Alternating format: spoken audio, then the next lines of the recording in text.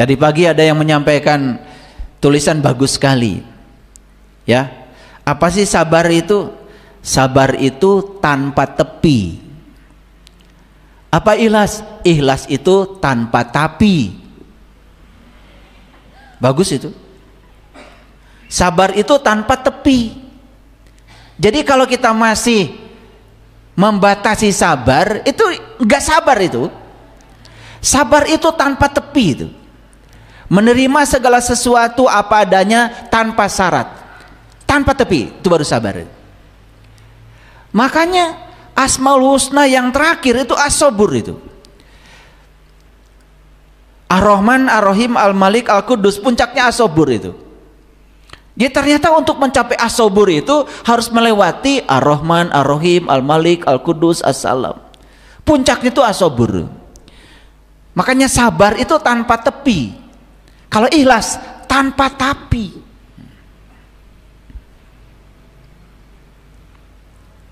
Nih saya kasih tahu ya. Kalau bisa tapi itu dihapus aja dari ingatan kita. Karena tapi itu kadang-kadang ya kata sambung yang hanya membuat kita melakukan yang sebaliknya.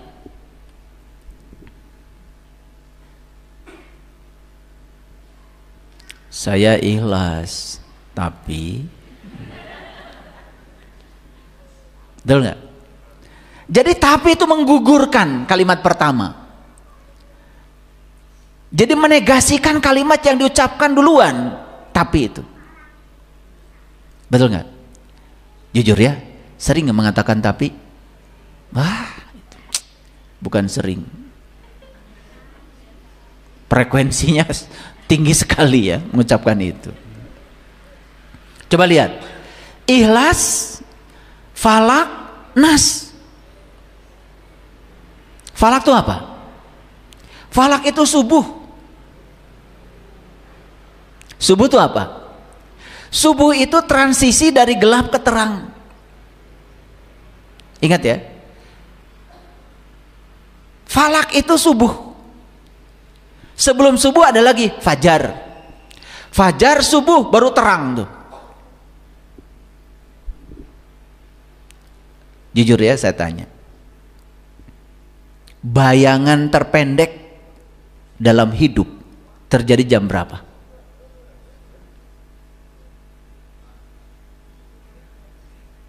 Jam berapa? Jam 12. Bayangan terpendek itu akan terjadi jam 12 ketika matahari berada pada posisi terdekat dengan kita. Dan bayangan yang terjauh terjadi pagi-pagi ketika posisi matahari masih jauh. Tetapi fasenya adalah al-falak, al-fajar, al-falak baru mencapai jam 12.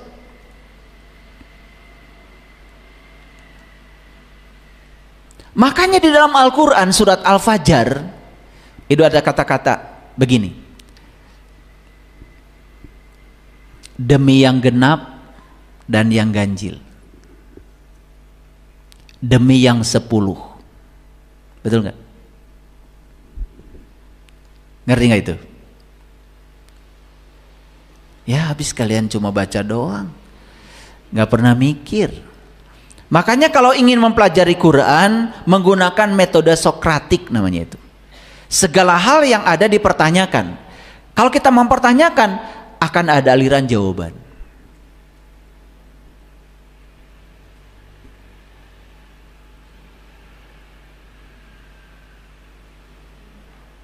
Kenapa 10? 10 itu 1 dan 0.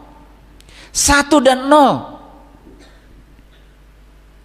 Jadi orang itu harus jelas 1 atau 0, iya atau tidak. Lihat orang-orang yang tegas, yang punya prinsip, iya atau tidak. Dan orang-orang yang diantara ya dan tidak, lihat tuh orang-orang yang ragu-ragu.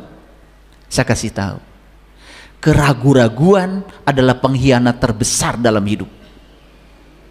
Kenapa? Semua yang menyebabkan kita kalah, semua yang menyebabkan kita tidak memperoleh kemenangan dalam hidup, itu adalah keraguan-raguan. Mau sekolah ragu, mau bisnis ragu, mau olahraga ragu, mau pergi ragu, mau ngaji ragu. Lihat tuh orang yang ragu-ragu, tidak berbuat apa-apa.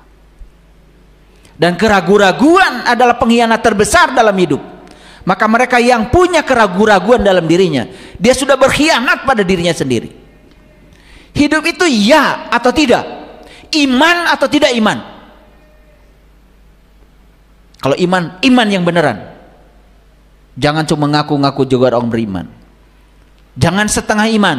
Semua yang setengah itu nggak beres.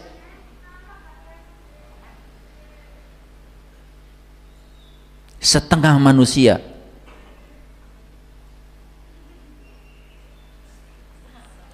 Apa ya itu namanya?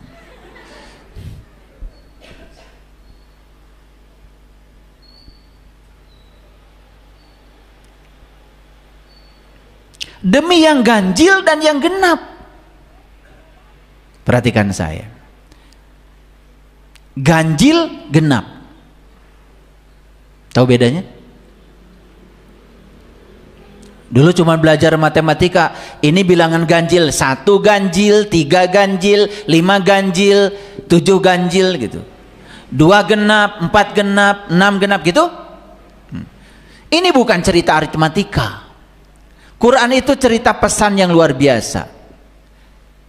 Ganjil, genap. Kenapa malam Lailatul Qadar katanya terjadi pada malam ganjil? Yang kelompok ini saumnya duluan, yang kelompok ini saumnya beda sehari. Kata ini ganjil, kata ini genap. Kata ini genap, kata ini ganjil. Pusing kan? Jadi bingung kan, Lailatul Qadar sebenarnya terjadi tanggal berapa? Ya tergantung mulai puasanya tanggal berapa, kan begitu, betul nggak? Jadi pesannya jadi dangkal. Lailatul Qadar itu malam 1000 bulan, terangnya 1000 bulan. Untuk mencapai terang 1000 bulan, kamu harus mencapai ganjil. Ganjil itu kebalikan dari genap. Ayo lihat saya semuanya. Ada orang marah-marah sama kita. Perhatikan. Orang itu baik apa buruk?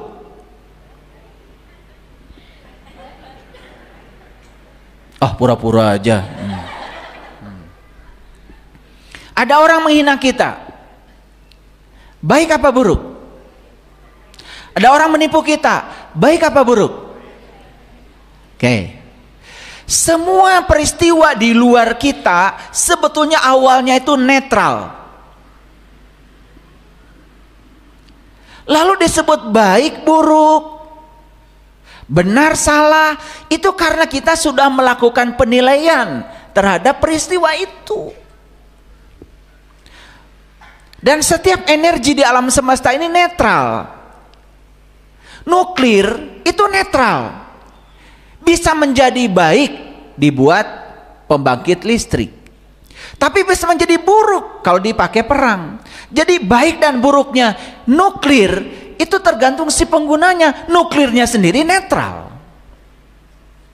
Jadi orang yang menghina kita netral, orang yang menipu kita netral, orang yang mencaci maki kita netral. Awalnya netral, tapi ketika dinilai oleh pikiran kita, itulah munculnya baik buruk, benang sarah, senang tidak senang, kan di situ munculnya ketika diberi nilai. Ketika benar salah, baik buruk, itu menjadi genap. Padahal awalnya ganjil. Makanya kalau ingin mencapai 1000 bulan, ganjilkan dulu sudut pandangmu. Gimana caranya? Tidak ada satu peristiwa pun di alam semesta yang tidak ada kehadirannya. Dan setiap peristiwa yang terjadi pasti itu kebenaran.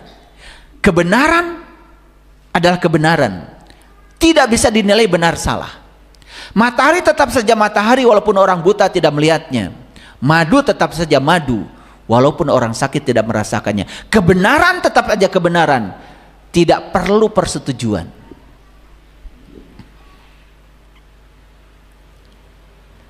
Jadi kalau segala sesuatu dipandang ganjil, dipandang netral, gak ada masalah. Menjadi masalah ketika dipandang benar salah, baik buruk. Itulah yang disebut dengan genap. Makanya ketika kita masuk dalam kegenapan yang disebut dengan dualitas, maka kita akan terjebak pada masalah. Tapi kalau ganjil sudut pandang kita, gak ada masalah. Makanya Nabi Musa ketika akan diundang oleh Allah untuk memasuki Al-Muqaddasi Tua, diabadikan di Quran surat Toha.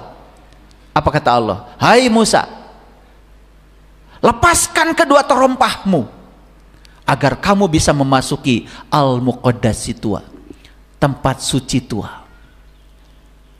Jadi Nabi Musa diundang oleh Allah untuk bertemu dengan Allah di rumahnya Allah yang sebenarnya. Tapi untuk masuk rumahnya Allah, syaratnya kata Allah, lepaskan kedua terompahmu.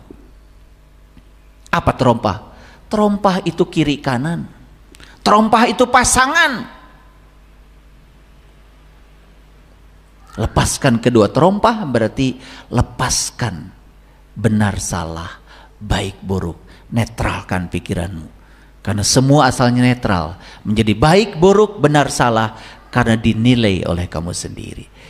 Siapa yang menilai? Pikiran. Siapa pikiran? Pikiran yang menilai kalau tidak terterangi oleh cahaya ilahi, bahkan saat dia menilai bisa salah persepsi, salah proyeksi, salah interpretasi. Karena apa? Saat pikiran menilai tergantung berapa tinggi knowledge-nya dia, berapa tinggi kesadaran dia, berapa sadar dia. Bayangkan orang pengetahuan tidak punya, kesadaran tidak punya, dia tiba-tiba memberikan penilaian. Udah pasti penilaian berdasarkan referensi dia, berdasarkan patokan dia. Betul apa tidak? Kan berbahaya. Bayangkan orang yang bodoh disuruh menilai. Makanya yang jadi juri kan biasanya orang yang pakar di bidangnya. Juri nyanyi pasti pinter nyanyi, juri nari pasti pinter nari, juri musabakoh pasti juara musabakoh, juri tinju pasti berkecimpung dalam dunia tinju. Betul? Tidak mungkin seseorang tiba-tiba diangkat jadi juri. Ada mau pertandingan nyanyi, mohon maaf Bu RT aja jurinya. Bu RT nyanyi pun tidak, cuman karena jabatannya Bu RT harus jadi juri, kan kacau. Disuruh nyanyi juga nggak bisa. Betul nggak? Iya. Saya berkali-kali jadi juri cerdas tangkas fisika, lah kalau saya ahlinya. Dan saya ditempatkan di situ karena masyarakat tahu kalau saya memang pakarnya. Nah, pengetahuan tidak punya, kesadaran tidak punya, tiba-tiba disuruh untuk menilai. Kebijaksanaan tidak bisa, sudah pasti tidak profesional yang dinilai. Paham? Nah, makanya ikhlas dulu, baru falak. Siapa yang sudah mengawali kehidupan dengan ikhlas tadi, ikhlas tanpa tapi, peluang untuk mencapai al-falak, subuh kesadaran besar, dan peluang untuk menjadi nas manusia semakin besar. Jadi sebetulnya nas itu, manusia itu bukan orang, manusia itu adalah orang yang sudah mencapai puncaknya kesadaran, sudah mencapai sidrah al-muntaha, sudah mengenal jati dirinya.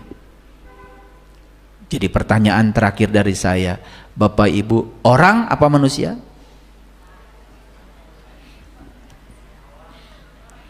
Ada yang pintar jawabannya sama saya. Saya katanya orang yang OTW jadi manusia. Wah, OTW terus. Udah gitu OTW-nya, oh tungguan we. Rusak kalau gitu. Ya, mau jadi manusia? Lewati Al-Fatihah, Al-Baqarah, Al-Imran, An-Nisa, Al-Maidah. Lewati semua fase-fase itu. Lewati Al-Ikhlas, Al-Falaq, puncaknya An-Nas. Maka di YouTube pernah saya sampaikan, saya pernah kaji dahsyatnya 3 surah terakhir itu. Mungkin ada yang pernah nonton itu. Silakan dilihat kembali ya. Karena kajian kita hari ini menanggapi perlakuan tidak cerdas dengan cerdas. Baik. Kita lihat satu ayat dalam Al-Quran. Ini surat Al-Fussilat, surat ke-41 ayat 34. Wala tastawil hasanatu wala sayyi'atu. Dan tidaklah sama kebaikan dengan kejahatan, kata Allah. Tidak sama kebaikan dan kejahatan, kata Allah. Tolaklah kejahatan itu dengan cara yang lebih baik, itu kata Allah. Jadi Allah sendiri mengatakan gak boleh melawan kekosongan dengan mengosongkan kekosongan. Gelas yang kosong tidak akan pernah bisa isi dengan marah-marah pada kekosongan. Karena satu-satunya meniadakan kekosongan gelas ini isi dengan air. Ketika diisi dengan air dalam sekejap kekosongan hilang. Jangan melawan kejahatan dengan kejahatan. Lawan kejahatan dengan kebaikan. Lawan kejahatan dengan cinta kasih, kata Allah. Dan ini harus praktek. Nih hadirin, kalau cuma dengerin kajian kayak gini, Bapak Ibu tidak akan merasakan dahsyatnya ini.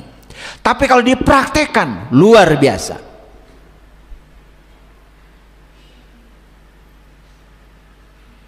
Mungkin saya pernah cerita, ini pengalaman pribadi saya, nyata dalam hidup saya.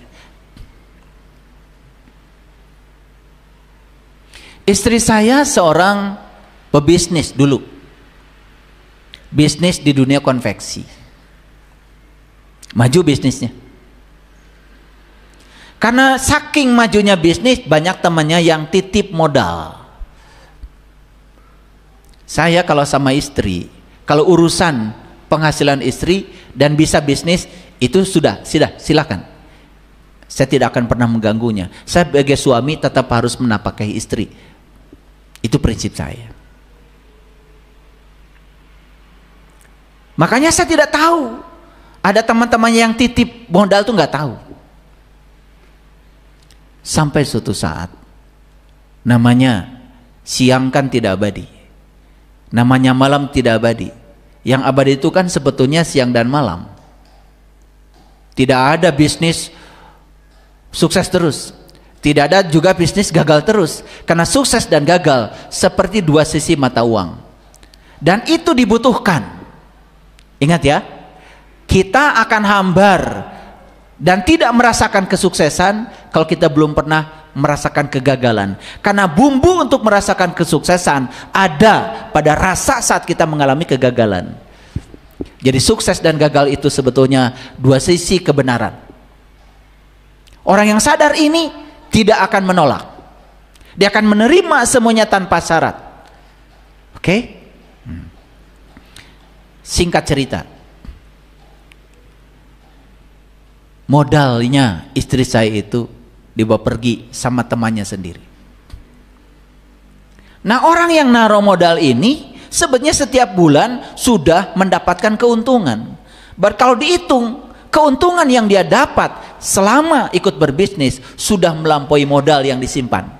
Tapi muncul lagi keserakahan. Apa itu? Tetap saja untung tiap bulan pengen dapat, modal pengen tetap. Tetapi yang diharapkan tidak tercapai. Apa yang terjadi?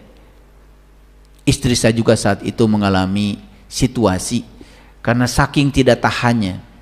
Itu belajar, proses belajar. Ambruk tuh istri saya. Tuh istri saya. Sampai mengalami lumpuh.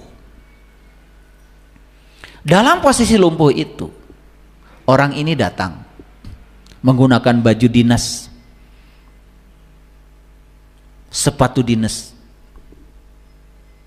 dan sepatunya itu digunakan untuk menginjak-injak istri saya yang sedang lumpuh itu. Dalam keadaan tidak berdaya. Bayangkan, sudah tidak berdaya saja harus memenuhi keinginan dia. Lalu saya bilang, saya PNS, saya punya gaji. Hitung berapa uang yang kamu butuhkan dan ambil semua gaji saya. 6 tahun saya tidak punya gaji.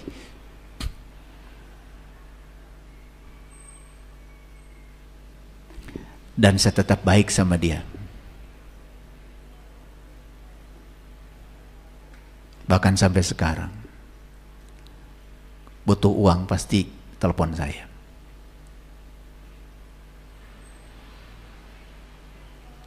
Kira-kira Bapak Ibu bisa nggak begitu? Apa dikira belajar spiritual itu menghafalkan ayat-ayat, menghafalkan hadis-hadis? Hadirin, hafalan itu tidak akan menolong apa-apa. Yang bisa menolong itu adalah latihan.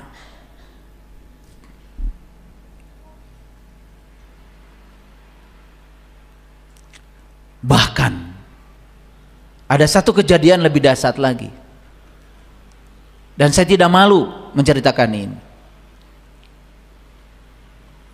Dari kasus yang tadi itu, bahkan istri saya dimasukkan ke penjara tanpa salah. Kerjasama dengan aparat hukum hanya untuk memuaskan hawa nafsunya sendiri. Dan kami, saya dengan istri saya, sampai sekarang tetap baik. Bahkan kalau oleh-oleh buat mereka paling besar.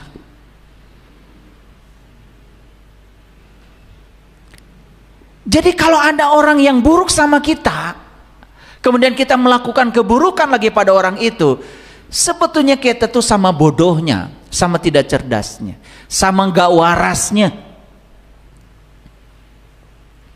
Coba Bapak Ibu, latihan yang kecil aja. Tetangga pelit misalkan, yang kecil aja, nggak usah yang gede-gede kayak tadi, nggak usah ya, latihannya kecil-kecil aja ya. Pokoknya pergi kemana-mana, pokoknya buat tetangga yang paling pelit ini coba berikan oleh-oleh yang paling istimewa itu. Saksikan saya akan mengalami perubahan yang luar biasa. 1, orang itu akan malu. 2, bisa jadi kita mengubah dengan akhlak kita orang yang pelit menjadi baik. Dan saya sudah membuktikan dalam hidup saya, ternyata selama ini kita keliru.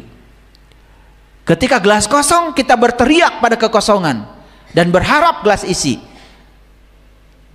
Itu adalah tindakan yang bodoh. Gelas kosong hanya bisa diisi dengan air, kekosongannya hilang dalam sekejap. Hanya itu yang disebut dengan cara cerdas. Yuk sekarang, mau terus-menerus melakukan tindakan bodoh, atau kita mau mengambil tindakan cerdas? Orang marah-marah sama kita, maafkan.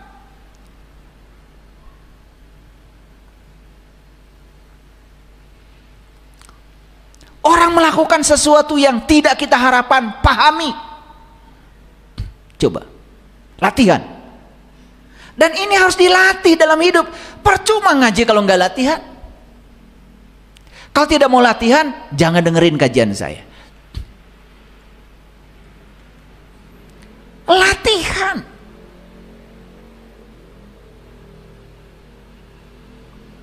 Dan nanti ketika kita melatih ini luar biasa. Maaf, ketika pasangan memperlakukan sesuatu yang tidak kita inginkan, kita tetap saja seperti matahari, memberi, dan memberi, walaupun kita belum menerima. Tapi ingat, suatu saat kalau kita memberikan cinta, hadiah cinta itu cuma satu, dicintai. Makanya jangan memaksakan cinta, ungkapkan saja cinta. Hasilnya dahsyat. Saya sudah membuktikan dalam hidup saya.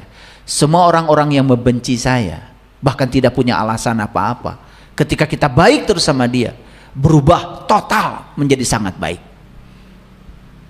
Inilah ayatnya. Perhatikan. Ini kata-kata Allah dalam Al-Quran. Mungkin Bapak Ibu baru hari ini dengar ayat ini, tetapi camkan ayat ini. Dan tidaklah sama kebaikan dan kejahatan. Tolaklah kejahatan itu dengan cara yang lebih baik. Maka tiba-tiba orang yang antaramu dan antara dia ada permusuhan, seolah-olah telah menjadi teman setia. Saya punya masalah dengan seseorang. Orang itu selalu jelek pada saya, tapi saya terus saja baik sama dia. Saya tidak mau melawan kejahatan dengan kejahatan. Saya lawan kejahatan dengan cinta kasih. Saya lawan kejahatan dengan kebaikan. Apa yang terjadi? Kata Allah di ayat ini, suatu saat ini orang akan menjadi teman setia. Dan kalau kita bisa mengubah musuh menjadi teman setia, bukankah itu keren? Teman kita bertambah. Yang kedua, kita telah mengubah watak orang. Hadirin, lembutnya air, batu saja yang keras, kalau terus menerus, walaupun satu tetes lama-kelamaan batu bisa berlubang. Masjid yang kita diami saat ini, kekuatannya bukan pada semen, bukan pada bata, bukan pada pasir, bukan pada batu, bukan pada besi. Kekuatannya ada pada air. Tiang yang ini tidak akan ada kalau tidak ada air.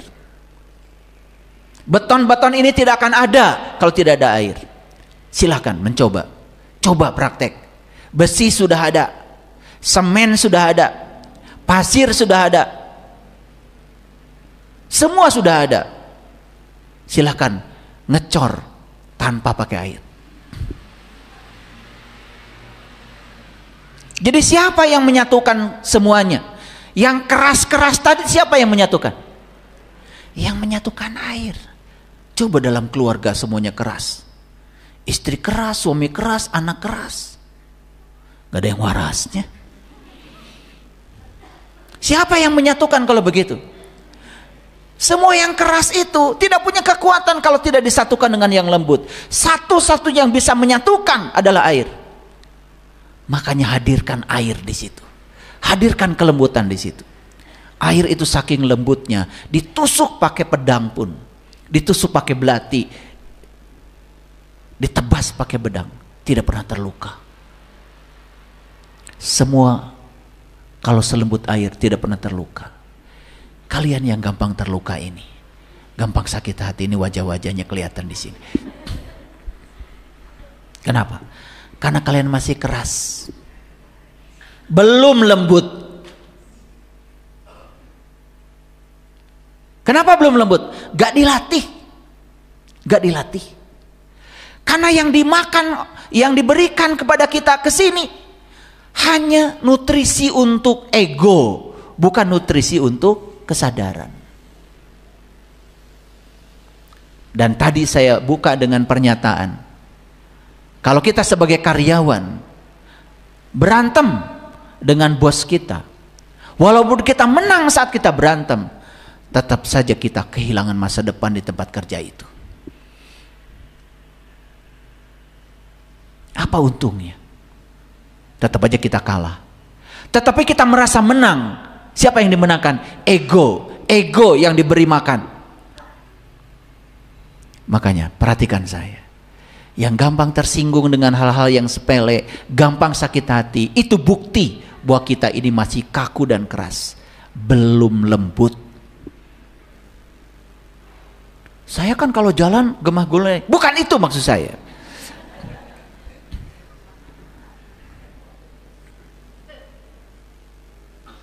Paham? Yuk sekarang, apa pesan ayat ini?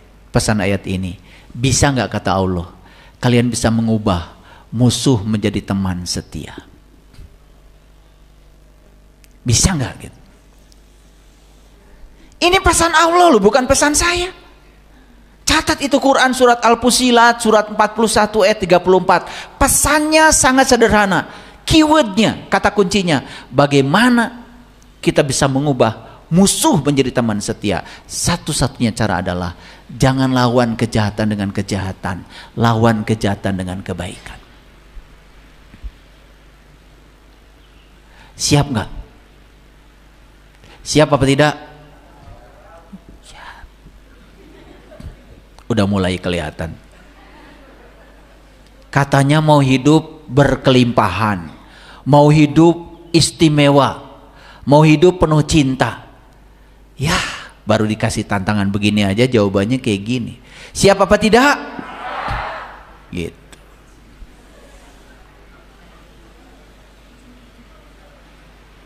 Siap apa tidak? Oke. Percuma ngaji ini. Dari mana ini? Cilacap satu bis datang ke sini. Pulang dari sini cuma dengar kata-kata saya percuma. Semua yang saya sampaikan mulai kecil-kecilan dipraktekkan.